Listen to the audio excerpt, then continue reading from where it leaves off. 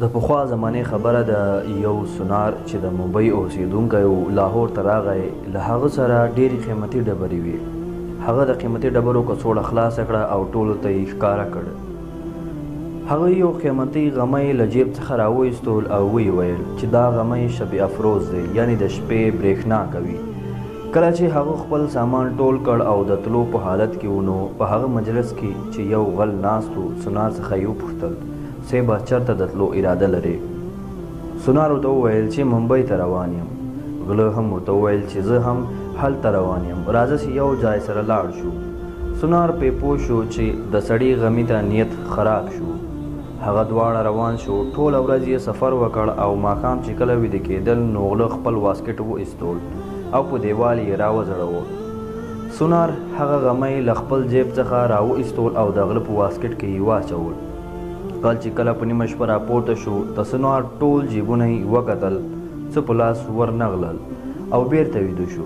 سهار بیرته سونار پټه سره د هغه له جیب څخه غمی راوایستول او خپل جیب کې یې واچول. کله چې غل له خوبه راویښ شو، د ناشتې په وخت یې له سونار څخه وپوښتل ستا هغه قیمتي غمی چېرته دی؟ بېګه خو یې برېښنا نه کوله. سونار ورته وویل هغه خو زما په جیب کې دی.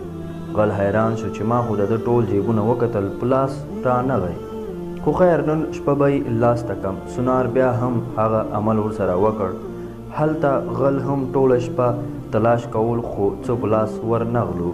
دا کار 3-4 ورځې روان و. آخر غله پړه ومنله. سونار ته یې وویل زه ستا ګاونډی نه وم، بلکې د قیمتي غمي د لاس ته کولو لپاره تا سره راغلی وم، خو نن مې ته خپل استاد ومنلې. خو دا راته ووایه چې هغه غمی به تا چېرته ایښودود؟ سونار ورته وویل چې تا به د نورو جیبونو تلاشي کول، خو کله دې خپل جیب کې لاس وانه چول. نن زموږ مثال د دې غله په شان دی چې هیڅ کله خپل ځان ته فکر نه کوو. په نورو خلکو زموږ سترګې وي. موږ دولت او رزق حاصله کولو لپاره دنیا پسې منډې وهو، مګر موږ هیڅ کله د الله تعالی څخه نه غواړو.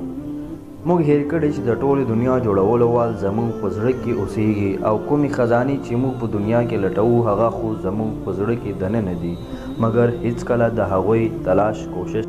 هیله کوم ملګرو چې ویډیو به مو خوښه شوې وي. د لا نورو داسې ویډیوګانو لپاره زموږ چینل سبسکرایب کړئ او ویډیو له نورو ملګرو سره هم شریکه کړئ.